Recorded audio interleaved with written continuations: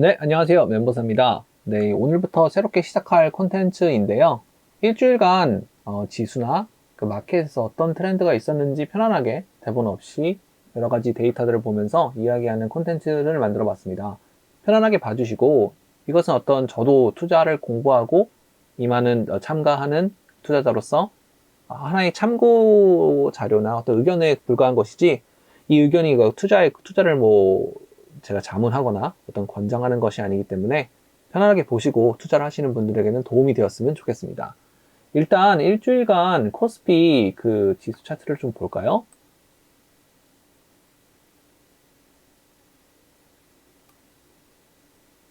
그러니까 일주일간 그 코스피 일봉으로 봤을 때 월요일부터 화수목을 이렇게 좀 21선을 이제 다시 지키면서 지지선을 저항선을 지지선으로 하는 되게 아름다운 모습을 보여준 것 같습니다.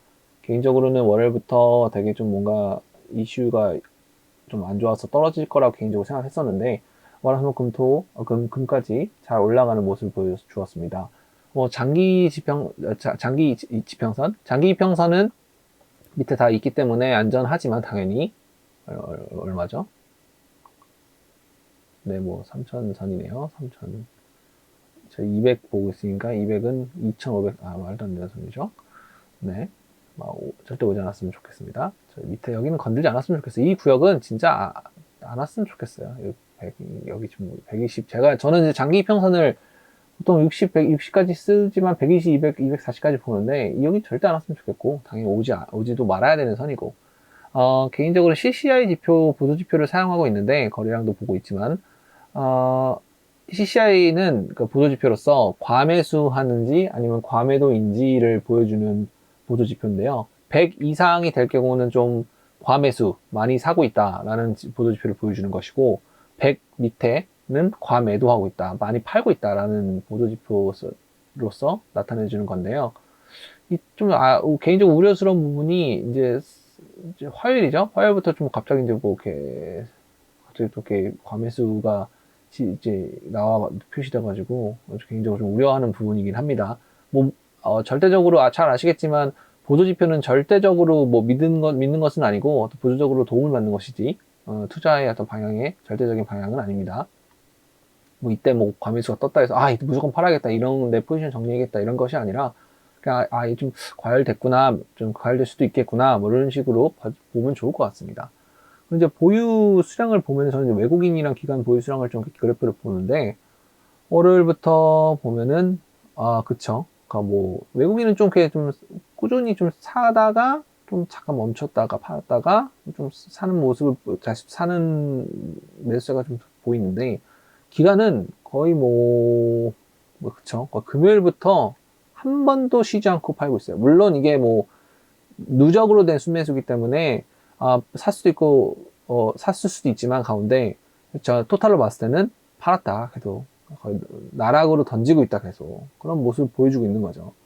마음이 안 좋죠 이런 거. 왜냐면 기관이랑 외국인은 아무리 개인 투자자가 지지할 수 있는 영역이 있다고 해도 물량이 다르고 그다음에 이 어떤 투자금 시드머니가 다르기 때문에 규모가 다릅니다 자체가 사는 규모가. 그렇기 때문에 이렇게 되면은 사실 시장이 흔들릴 수밖에 없죠. 시장 참여자로서 시장을 참여하는 거 아니라 시장을 뭐 붕괴하는 거일 수도 있는데 뭐 특정 어떤 기관에 대해서 비난하는 건 아닌데 뭐 아무래도 투자할 때는 좋은 부분은 아니죠. 네, 그렇습니다. 그럼 이제 코스닥을 좀 볼까요?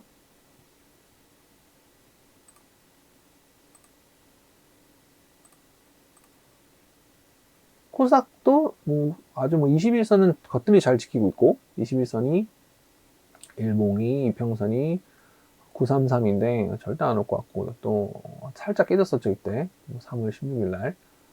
그런데 이제 다시 이걸 지지선으로 역으로 받아서 올라가서 지금 뭐 월요일부터 꾸준히 올라가고 있는 추세입니다. 지금 어떻게 보면 5일 이평선도 날렸어요. 960인데 아주 아름다운 모습이죠 코스닥에서는. 코스피도 좀 이런 모습 보여줬으면 좋겠습니다. 코스피는 어땠지? 5일선이 어땠죠? 네, 아름답네요. 아름다운 모습입니다. 다시 코스가 돌아가면은 이것도 과매수 한다고 좀 CCI가 좀 이렇게 보여주고 있는데 이런 부분도 조금 우려스러운 부분이긴 합니다.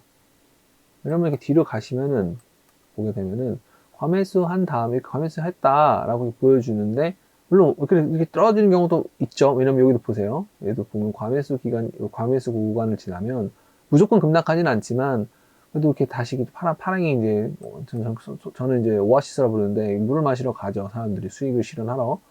이런 것들을 봤을 때는 좀 과매수를 봤을 때 좀 조심해야 되지 않나.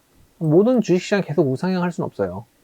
결국에는 올라가는 것이 맞지만 어떤 수익의 실현과 어떤 이벤트로 있으면은 아무래도 수익을 실현하거나 위험을 해지하려는 것이 있기 때문에 너무 지극히 자연스러운 현상인데 이런 과매수가 이렇게 CCI가 보이면 저는 개인적으로 조심하는 편입니다. 이렇게 다시 이렇게 내려가는 선이기 때문에 그렇다 해서 무조건 포지션을 정리하라고 하는 그런 제가 말씀드리는 것이 아니라 그냥 조심해야 된다. 뭔가 대응을 해야 된다. 대응의 방법이 여러 가지 있겠지만, 네, 그런 부분이 좀 있겠습니다. 코스닥도 보면은, 다시 일주일 추세를 넘어오면은, 월요일부터, 뭐, 외국인도 좀 사는 모습이에요. 많이 꾸준히. 근데 뭐, 기관 역시도 내리꽂고 있어가지고, 이런 모습도 좀 상당히 불편하죠. 네, 투자 입장에서는 매우 불편하고, 좀 이러지 않았으면 좋겠다라는 생각이 개인적으로 좀 들고 있습니다. 근데 일주일 동안 봤을 때 어땠나 보면은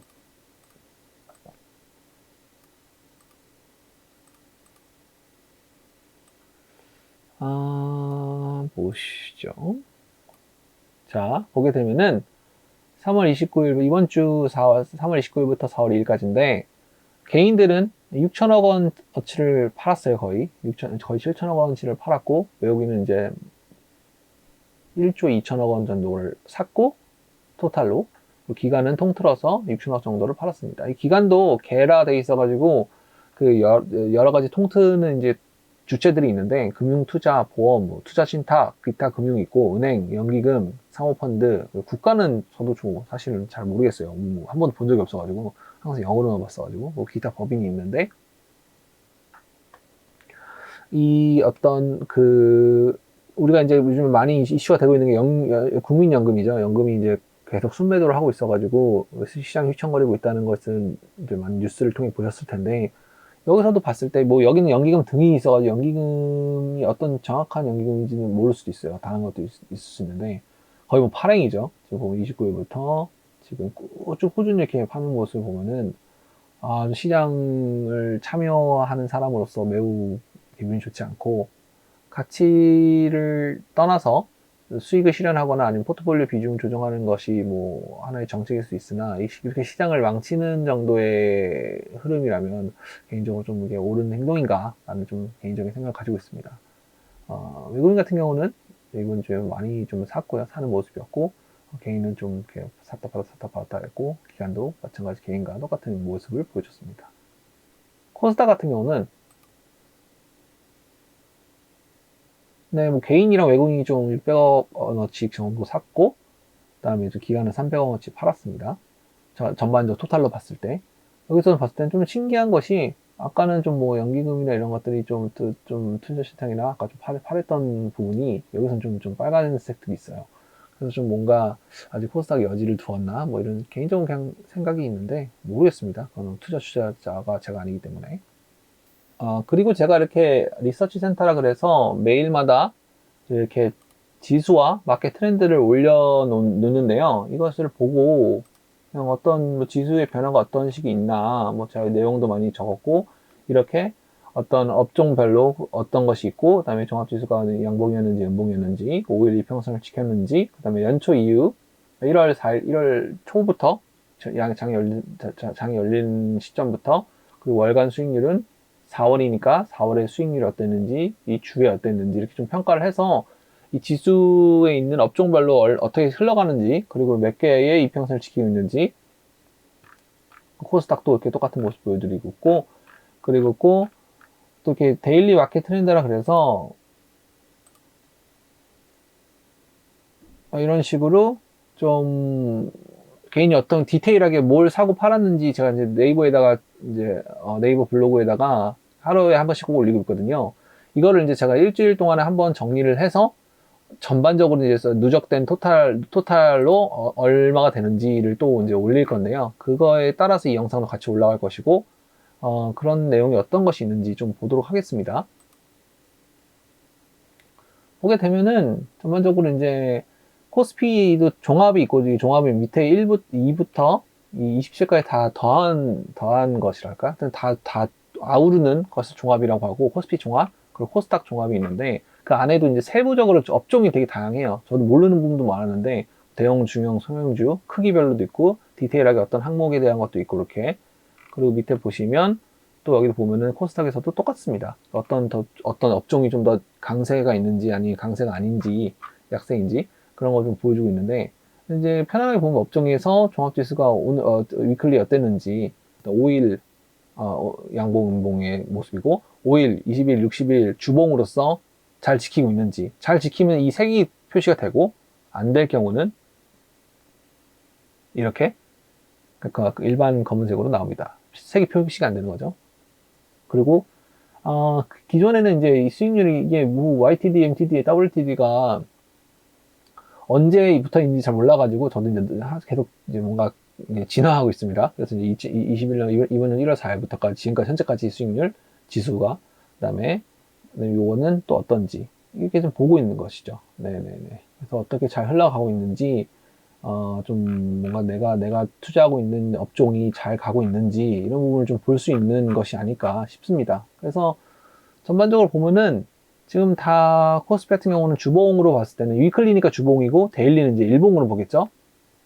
그럼 이제 주봉을 보면은 되게 아름다운 모습이긴 해요. 그러니까 26개 업종 중 14개가 금요일 날 그 양봉으로 마무리됐다라는 것이고, 이제 주봉으로서 50, 20일, 60일 선을 잘 지키고 있다. 26개 중에서 거의 대다수가 2개 업종, 요 이제 의약품이랑 사실 이제 좀 전기가스업 혹은 운수창고업이 좀 안 좋은 거죠. 그러니까 단기적으로 주봉으로서 단기적으로 봤을 때는 의약품이랑 운수창고가 좋지 않다. 그리고 20일로 봤을 때는 의약품과 전기가스업이 좀 좋지 않다. 그래서 이동 평균선을 봤을 때 코스닥에서도 이제 뭐 이평선을 봤을 때 35개를 지금 양봉으로 금요일날 마감했고, 전반적으로 단기는 41개 전반적으로 잘 지키고 있고, 단기 이평선으로서.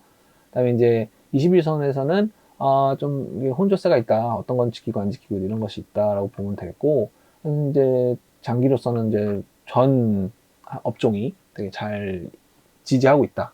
이평선을 그렇게 보고 있으면 되겠습니다.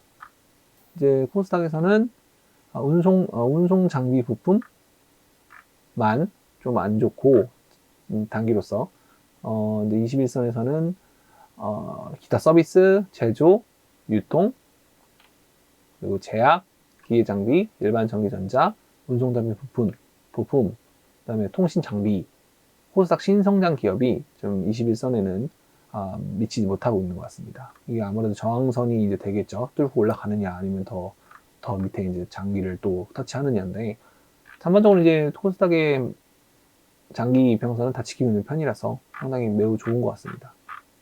이런 위클리 지수 트렌드에 대한 디테일은 뭐 YTD 수익이나 MTD, WTD 수익률이 어떤 게 좋냐는 디테일한 거는 이제 블로그 올려놓은 건데, 이제 영상을 만든 이유는 어떤 일이 있었나 한번 보는 거죠, 일주일 동안. 그러면서 이제 제가 이제 생각하고 있는 것들 중에 하나가, 자, 이것은 제가 생각했을 때 15개 종목이 제가 관심이 좀 있고, 제가 지켜보고 있는, 뭐 제가 투자하고 있는 종목도 있고요.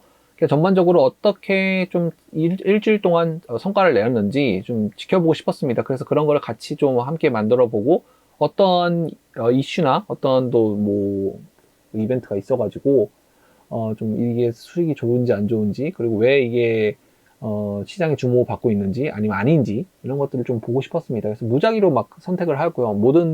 제가 투자하고 있는 게 모든 들어가 있는 게 아니라, 제가 생각했을 때 좀 이런 종목은 조금 괜찮을 것 같다, 그런 싶은 종목을 좀 선정해 봤습니다. 무작위로.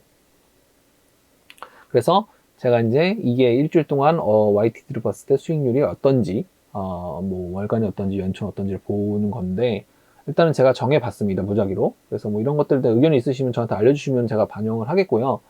그런 처음에 봤을 때는 이제 제가 이제 성과가 가장 이번 주에 좋은 것은, 코스피에서는 SK텔레콤이 이제 가장 좋았고, 두 번째는 네이버, 그다음에 제일제당, 그리고 이마트, 뭐 화이트진로, 포스코, 현대상선, H&M 이 순으로 되었습니다.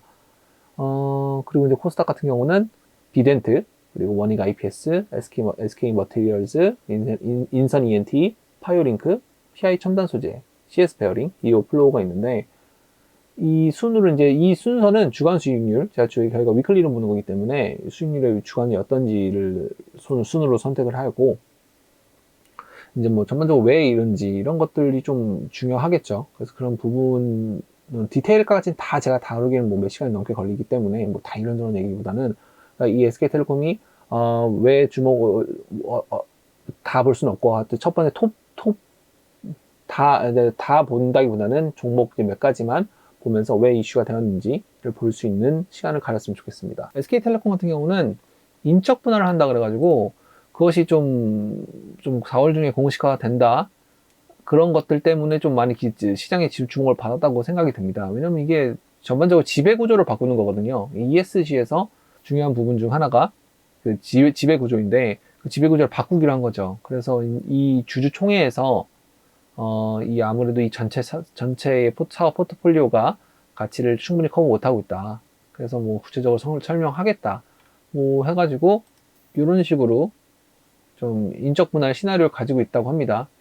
그래서 이제 SK 밑에 있는 SK투자와 SKT 산업이 되면서 인적 분할은 전반적으로 이제 SK텔레콤이 이제 투자 회사와 그 이동통신 사업을 하는 회사로 이제 분리가 되는 거죠. 그러니까 예전에 이제 SK텔레콤 같은 경우는 다 이제 밑에 이제 다 종속이 되어 있었는데 이것이 이제 투자 회사랑 이제 이동통신 사업인 MNO가 나눠진다는 거죠. 그러면 이제 아무래도 이제 포트폴리오 관리하기도 좀 더 나아질 것이고 그런 부분에서 좀 더 시장의 주목을 받았다고 생각합니다. 그러니까 SK텔레콤이 SK 하이닉스의 최대 주주인데 그런 부분에서도 이제 인적 분할이 더 하이닉스 쪽에서도 유리한 것 쪽으로 보고 있고요. 이런 부분이 더 좀 더 좋지 않을까 싶습니다. 주가를 좀 볼까요, 그래프를? 네, 좀 일봉인데 보시게 되면은 금요일 날 좀 많이 상승했다가 이제 인적 분할에 대한 기대감이 올라간 걸로 보여집니다. 25일 날 정기총회가 있었으니까. 그래서 이제 정기총회 이후에 인적 분할 소식에 거의 종가 대비 8% 이런 대형주가 올랐고요. 그래서 좀 살짝 주춤하다가 다시 이제 마지막에도 종가로 이제 양봉으로 마무리하게 되었는데 주가 추이가 이제 거의 이제 확 올라갔죠. 보시게 되면은. 보시면은 거의 신고가를 달성한 것으로 보입니다. 아니네요. 아까 최근 52주 신고가니까. 이런 식으로 좀 SK텔레콤이 인적 분할에 대한 소식으로 이번 주에 되게 많은 시장에 관심을 받았던 것으로 개인적으로 생각하고 있습니다. 또 다른 주식을 봤을 때는 비덴트 같은 경우는 빗썸 최대 주주죠. 그래서 그 비덴트가 올랐던 이유를 저는 이제 비트코인이 이제 사상 처음으로 신고가랄까 사상 처음이죠. 7천만 원대, 7,300만 원대였나요? 7,300만 원대를 돌파하면서 관련 이제 비트코인 주들이 이제 급등을 한 것이 아닌가라고 저는 이렇게 판단하고 있습니다. 관련주가 이제 비덴트 말고도 뭐 다른 정도 뭐 위지트, 뭐 에이티넘 인베스트, 뭐 우리 기술 투자 뭐 이런 것도 되게 많은데 저는 개인적으로 이제 대장주라고 할까요? 개인적인 생각으로는 비덴트가 가장 비트코인에서 대장주가 아닌가 싶습니다. 그래서 이번 주도 수익률이 18%가 나왔습니다. 그래서 뭐 아주 따뜻한 수익률이죠. 18%면은 주간 수익률이. 그러면은 이런 것들을 봤을 때 좀 비트코인의 영향을 많이 받는 움직임에 좀 많이 영향을 받는 주라고 보시면 될 것 같습니다. 비덴트 같은 경우는 이제 제가 좀 찾아봤었는데 비덴트는 그 비트코인 빗썸 최대 주주 말고 다른 사업도 하고 있더라고요. 비덴트 사업 사이트를 가보면은 이렇게 빗썸의 주주회사고 그다음에 블록체인 그리고 TV 로직 같은 뭐 방송 장비 이쪽으로 원래 방송 장비로 했던 회사인데 이제 좀 확장이 사업 분야 확장된 것 같더라고요. 그럼에 따라 이름도 이제 TV 로직이었던 것이 비덴트로 바꾼 것 같더라고요. 그래서 상당히 뭐 이런 새 분야가 있고 개인적으로 제가 생각했을 때는 이제 그 비트코인 대장주는 비덴트가 아닌가 싶습니다. 뭐 주가를 좀 볼까요?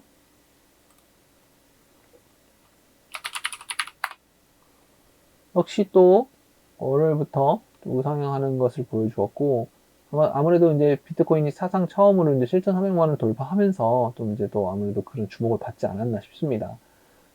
좀 아쉬운 거는 이제 과매수가 좀 떴고, 외국인을 좀 파는 추세이고, 기간을 조금 살려고 합니다.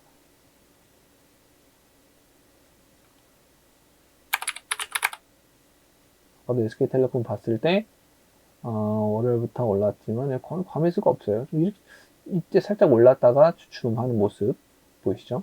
그 다음에 기관과 외국인 같은 경우는 조금씩 사고 있고, 꾸준히란 말보다는 조금씩 사고 있는 추세고, 이제 기관 같은 경우는 주춤하다가 좀 잠깐 쉬고 있는 느낌. 그죠? 보이시죠? 보면. 그러니까 이렇게 봤을 때,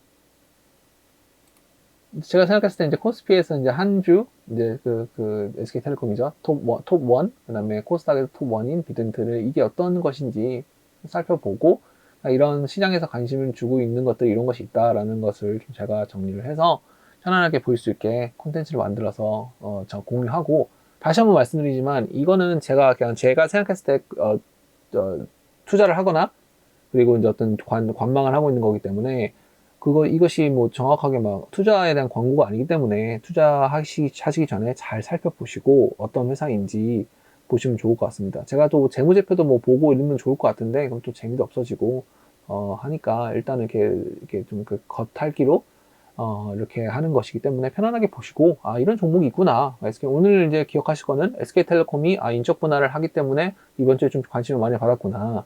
비덴트 같은 경우는 그 비트코인이 사상 처음으로 7,300만 원을 돌파했기 때문에 비덴트가 좀 관심을 받았구나.